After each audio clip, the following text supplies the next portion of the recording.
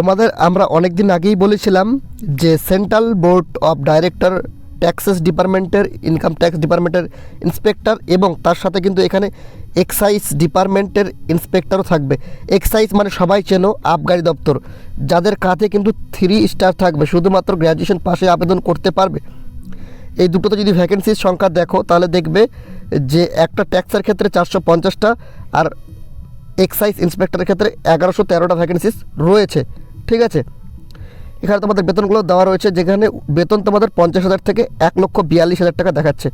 যদি আমরা নিচে স্ক্রল ডাউন করে যাই তাহলে তোমরা দেখতে পাবে যে টোটাল ভ্যাকেন্সি সংখ্যা তোমরা দেখতে পাচ্ছ 37,409টি ভ্যাকেন্সি কিন্তু রয়েছে।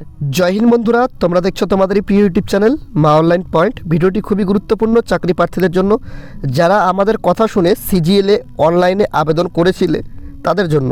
কারণ সিজিএলে যখন ফর্ম ফিল আপ বেরোয় বা ফর্ম যখন বেরোবে তার আগেও কিন্তু আমরা আপডেট দিয়েছিলাম, বলেই দিয়েছিলাম 20,000-এর নিচে কিন্তু শূন্যপদ থাকবে না। এবার তোমরা সেটাকে দেখলে যে প্রায় 37,000 কিন্তু ছাড়িয়ে গেল। সিজিএল কম্বাইন্ড গ্র্যাজুয়েট লেভেল, যেটা তোমাদের গ্র্যাজুয়েশন পাস, যে কোনো শাখায় গ্র্যাজুয়েশন পাস করলে তোমরা আবেদন করতে পারবে, পুরুষ এবং মহিলা। খুবই ভালো চাকরি, সেন্ট্রাল গভর্নমেন্টের চাকরি। আর রিক্রুটমেন্ট প্রসেস খুব তাড়াতাড়ি ফাস্ট হয়। 1 ইয়ার মানে প্রায় 1 বছর থেকে 1.5 বছরের মধ্যে তোমাদের রিক্রুটমেন্ট প্রসেস কমপ্লিট করে দেয় এসএসসি, স্টাফ সিলেকশন কমিশন। ঠিক আছে, এইবার থেকে তোমাদের সিজিএল পরীক্ষায় কিন্তু আরও মানে নিয়োগের দ্রুতগতির জন্য তোমাদের কিন্তু ডেসক্রাইব পেপার উঠিয়ে কিন্তু এমসিকিউ পেপার করে দিয়েছে। মানে চাকরি পাওয়াটা আরও কিন্তু অনেকটা মানে হার্ড লেভেল থেকে ইজি লেভেল করে দিয়েছে। মানে ডেসক্রাইব থাকলে অনেকেই কিন্তু ডেসক্রাইবটা পারে না, সেক্ষেত্রে যদি এমসিকিউ হয় এমসিকিউ কিন্তু অনেকেই ভালো পারফরমেন্স করতে পারে। তো সেক্ষেত্রে এসএসসি কিন্তু সমস্ত কিছু মাথায় রেখে কিন্তু সম্পূর্ণগুলো এমসিকিউ বেসেই কিন্তু পরীক্ষাগুলো করে দিয়েছে। আর পার প্রশ্ন তারা কিন্তু 3 নম্বর করে দিয়েছে।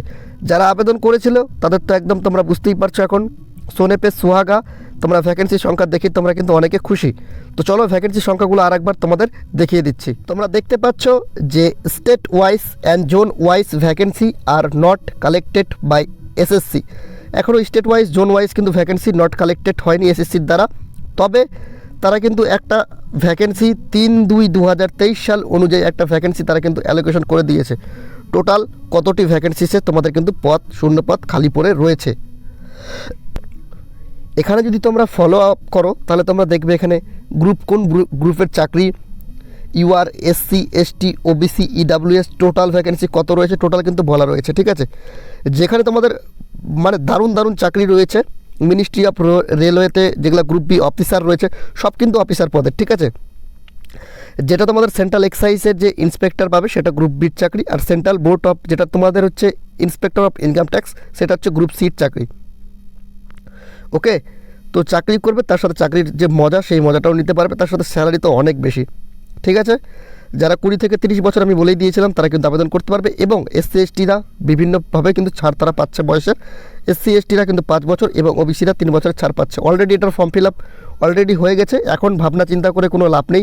যারা ফর্ম ফিল আপটি করেছিল তারা কাজের কাজ করেছো, যারা ফর্ম ফিল আপটি করোনি তারা ভাবছো যে আমরা এখন কি করব, আমাদের কাছে কি করণীয়। দেখো তোমাদের এই যে রিক্রুটমেন্ট প্রসেস তার কিন্তু অলরেডি প্রিলিমস এক্সাম অলরেডি সংগঠিত হয়ে গেছে।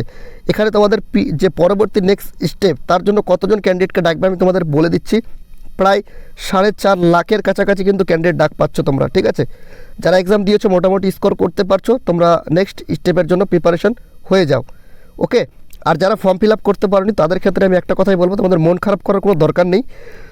তোমরাও এর পরবর্তীতে সিজিএলের ভ্যাকেন্সি 2023 সালেই আসছে, সেই ভ্যাকেন্সিতে তোমরা কিন্তু অনলাইনে আবেদন করো। ঠিক আছে, এই বিষয়ে যদি তোমরা আমার ভিডিও চাও নিচে কমেন্ট সেকশনে কমেন্ট করে জানাতে পারো যে কবে ভ্যাকেন্সিস আসবে এবং কীভাবে রিক্রুটমেন্ট প্রসেস হয়ে থাকে। যদি দাদা আমরা কিছু না জেনে থাকি তাহলে আমাদের একটু ভিডিও করে হেল্প করলে ভালো হয়, তাহলে আমি সেই বিষয়ে একটা ভিডিও তোমাদের করে দেবো। আর এই শূন্যপদের তালিকা এটা তোমাদের এসএসসি অফিসিয়াল ওয়েবসাইটে প্রকাশিত করেছে। যারা এই নোটিশটি পেতে চাও, মানে কোন ডিপার্টমেন্টে কত ভ্যাকেন্সিস রয়েছে যদি দেখতে চাও, তাদের ক্ষেত্রে বলবো ভিডিওর ডিসক্রিপশন বক্সে আমাদের টেলিগ্রাম গ্রুপের লিঙ্ক রয়েছে, সেখানে সবাই যুক্ত হয়ে যাও। সেখানে এই নোটিশটি আমরা তোমাদের কিন্তু প্রোভাইড করে দেবো। সবাই ভালো থেকো, সুস্থ থেকো। জয় হিন্দ, জয় ভারত, বন্দে মাতরম।